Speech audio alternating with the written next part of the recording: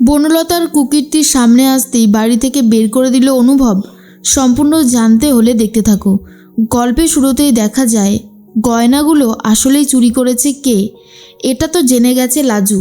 লাজু থানায় গিয়ে অফিসারের কাছ থেকে বনলতার নামটা শুনে এসেছে, কিন্তু লাজু কোনোভাবেই চায় না যে বনলতার শাস্তি হোক। একবার যদি জানতে পেরে যায় চ্যাটার্জি বাড়ির লোকজন যে এই চুরির পিছনে রয়েছে বনলতা, তাহলে বনলতার সাথে আর অনুভবের সংসারটাও টিকবে না। এই সব কিছুই বুঝতে পেরে গিয়েছিল লাজু। অন্যদিকে ঠাম্মি ভাবে কোথা থেকে যে কি হয়ে গেল, সব কিছু কেমন একটা তছনছ হয়ে গেল। আমার গয়নাগুলো আর মনে হয় ফেরত পাওয়া যাবে না। তার মধ্যেই বনলতা সবার জন্য চা করে নিয়ে আসে। বনলতা সবার সামনে অ্যাক্টিভ থাকার চেষ্টা করে, যেন তার কিছুই হয়নি। কিন্তু এই সব কিছুর পিছনেই যে আসলে বনলতা আছে সেটা তো জেনে গিয়েছে লাজু। অন্যদিকে বনলতা ভাবে, আচ্ছা অফিসার এখনও পর্যন্ত ফিঙ্গারপ্রিন্টের রিপোর্ট দিল না কেন। অন্যদিকে ঠাম্মি চা জলখাবার কিছুই খেতে চায় না। তখনই স্ত্রী বলে, এরকম করে থাকলে কি করে হবে মা, আপনি একটু খাওয়া দাওয়া করুন। অফিসার তো দায়িত্ব নিয়েছে, বলল তো ঠিক খুঁজে এনে দেবে আপনার গয়না।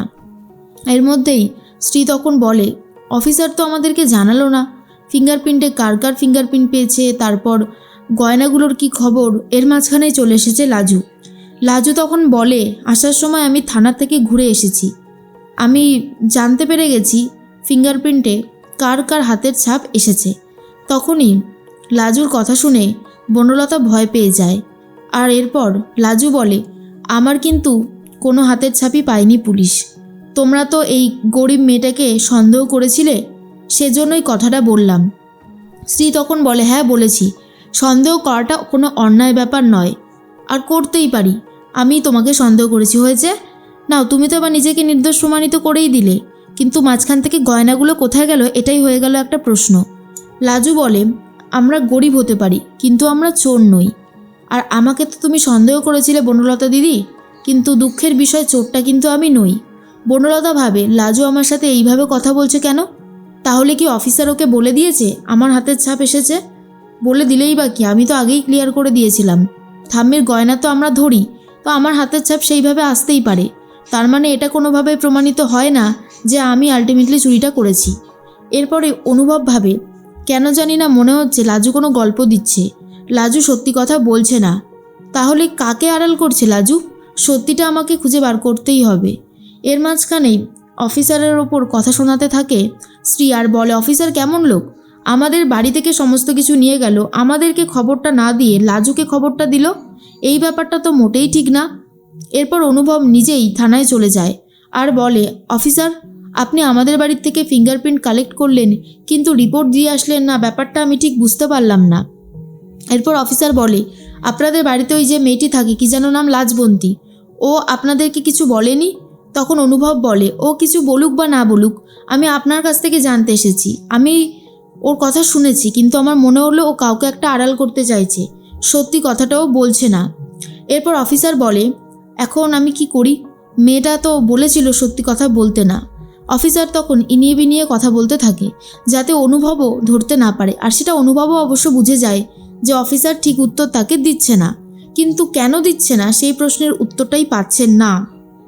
অনুভব ভাবে, বুঝে গেছি এই সব কিছুর পেছনে কে আছে, বনলতা। বনলতা ছাড়া এই কাজ কেউ করতেই পারে না। কিন্তু প্রশ্নটা হলো, ও ঠাম্মির থেকে এত বড় গয়না চুরি করলো, তারপরেও বেমালুম চেপে গেল। ব্যাপারটা আমার সুবিধার লাগছে না। আমাকে লাজুর কাছ থেকে রিপোর্টটা জোগাড় করতে হবে। লাজুর কাছে রিপোর্টটা আছে, অফিসার অনুভবকে বলে দিয়েছিল। এরপরে অফিসারের কথা শুনেও, লাজুর কথা শুনেও বুঝতে পারে বনলতাকে আড়াল করা হচ্ছে। বনলতা বাড়িতে ঢুকতে গেলে অনুভব বলে, তোমার জারিজুরি ফাঁস হয়ে গেছে, তুমি আর কোনোভাবে এই বাড়িতে থাকতে পারবে না। ঠাম্মির গয়না চুরি করেছো, আবার বড় বড় কথা বলছো। তখন বনলতা হাত জোর করে সবার কাছে ক্ষমা চায় আর বলে, আমার অনেক বড় ভুল হয়ে গেছে, আর কোনো ভুল আমি করব না, প্লিজ তোমরা আমাকে ক্ষমা করে দাও। স্ত্রী তখন বলে, ক্ষমা? তোমাকে আমরা কখনোই ক্ষমা করব না, বেরিয়ে যাও এই বাড়ি থেকে, এক্ষুনি বেরিয়ে যাও। অনুভবও তাড়িয়ে দিতে চায়, কিন্তু বনলতা সবার হাতে পায়ে পড়তে থাকে। কিন্তু এরকম কিছুই হয় না, এটা ছিল জাস্ট একটা বনলতার স্বপ্ন। বনলতা স্বপ্নের মধ্যেও দেখে যে তাকে সবাই বাড়ি থেকে তাড়িয়ে দিচ্ছে, সবাই জেনে গেছে আসল চোর ঠিক কে। এর মাঝখানেই ঘুম থেকে উঠে পড়েছে, দেখে বনলতা দেখে যে অনুভব নিজের জায়গায় ঘুমিয়ে নেই। বুঝতে পারে যে লাজুর কাছেই গেছে আর ভাবে আজকে সবাইকে এটা ফাঁস করে দেব। এরপর অনুভব বলে, লাজু সত্যিটা আমাকে বলো, তুমি কাকে আড়াল করতে চাইছো, না হলে কিন্তু খুব খারাপ হয়ে যাবে। লাজু তখন বলে, আমি কাউকেই আড়াল করতে চাইছি না, আমি কেনই বা আড়াল করতে চাইবো, আমার কি লাভ তাতে। অনুভব বলে, তাহলে রিপোর্টটা দাও, ফিঙ্গারপ্রিন্টের রিপোর্টটা আমাকে দিয়ে দাও লাজু, আমি দেখতে চাই। এরপর লাজুর ব্যাগ ধরে টানাটানি শুরু করে দেয় অনুভব, কিন্তু লাজু কোনোভাবেই দেখাতে চায় না। ওপর থেকে বনলতা দেখতে পায় লাজু আর অনুভবের কাণ্ড কারখানা। ভিডিও করবে বলে ঠিক করে, ঠিক সেই মুহূর্তেই লাজু বলে, দেখো আসল অপরাধী কে সেটা আমি বলতে পারবো না, আর বনলতা দিদি আমাকে সন্দেহ করছিল, সেই জন্য আমি বনলতা দিদির কাছে এটা প্রমাণ করে দিয়েছি যে আমি এসব অন্তত চুরি টুরি করিনি। বনলতা ভাবে, তাহলে কি লাজু আমাকে আড়াল করতে চাইছে? লাজু কি সবটা জানে? এর মাঝখানেই ফোন করেছে ময়ূক আর বলে, বনলতা তোমার কাছে কিন্তু আজকের দিনটাই শুধু সময় আছে, কালকে কিন্তু আমার 15 লাখ টাকা চাই। তখন বনলতা বলে, আমি তোমাকে 5 লাখ টাকা দিতে পারি বড় জোর, আর 10 লাখ টাকা দিতে পারবো না। ময়ূক বলে, তোমার সাহস দেখছি বেড়ে গেছে, তুমি জানো আমি কি করতে পারি, আর তুমি আমাকে বলছো 5 লাখ টাকা দেবে?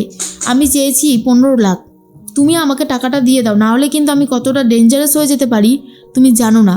বনলতা বলে, তোমার যদি মনে হয় যে আমি মিথ্যে কথা বলছি, আমি সত্যি বলছি না আমার কাছে টাকা আছে তবুও দিচ্ছি না, তাহলে ভুল করছো। কারণ এই বাড়িতে অলরেডি পুলিশ এসেছে, কেসের তদন্ত শুরু হয়ে গেছে, সবাই আমাকে চোর ভাবছে, আমি আর কিচ্ছু অন্যায় করতে পারবো না, তাতে যদি তোমার সব কিছু বলে দিতে হয় তুমি বলে দাও। এই বলেই ফোনটা কেটে দেয় বনলতা। ময়ূক ভাবে, বনলতার তো বড্ড সাহস বেড়েছে দেখছি, এমন অবস্থা করব না যে আর সাহস দেখাতে আসবে না।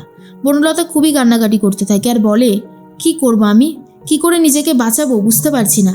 এরপরেই অনুভব বলে, ঠাম্মি তুমি চিন্তা করো না, আমি আসল অপরাধীর নাম জেনে তবেই ছাড়বো। এরপর অনুভব আবারও পুলিশের কাছে যাবে বলে ঠিক করে সত্যিটা জানার জন্য। অন্যদিকে ময়ূক আবারও ফোন করে বনলতাকে আর বলে, কী হলো, তোমাকে যে বললাম টাকাটা দিতে, তুমি টাকাটা দিচ্ছ না কেন? বনলতা বলে, আমিও তো তোমাকে বলে দিলাম তোমার যা ইচ্ছা তুমি করে নাও, কারণ আমার কাছে আর 1 টাকাও নেই, এমনিতেই আমি ধরা পড়ে যাব, তাই তুমি বলার আগেই হয়তো আমাকেই সবটা বলে দিতে হবে। এই বলেই ফোনটা কেটে দেয়। ময়ূক ভাবে, তাহলে কি সত্যি সত্যি বনলতা ধরা পড়ে গেছে? এদিকে অনুভব অফিসারের কাছ থেকে জেনে যায় আসল অপরাধী বনলতা চ্যাটার্জি, তার হাতের ছাপই বেশি পাওয়া গেছে আর ওটাই ছিল সন্দেহজনক। সবটা জানার পর লাজুর কাছে যায় অনুভব আর বলে, লাজু তুমি এত বোকা কেন? যে তোমাকে ফাঁসাতে চাইলো, যে তোমাকে অপমান করলো, তাকে তুমি না ধরিয়ে দিয়ে তার অপরাধটা বেমালুম চেপে গেলে। অনুভব নিজেই বনলতার কুকীর্তি ফাঁস করবে বলে ঠিক করে, কিন্তু লাজু তখন বলে, তুমি যদি বনলতা দিদির কুকীর্তি ফাঁস করে দাও তাহলেই লাজুকে তুমি আর কখনোই দেখতে পাবে না। এটা শোনার পর অনুভব পুরোপুরি চমকে যায় আর সব কথা বেমালুম চেপে যায়।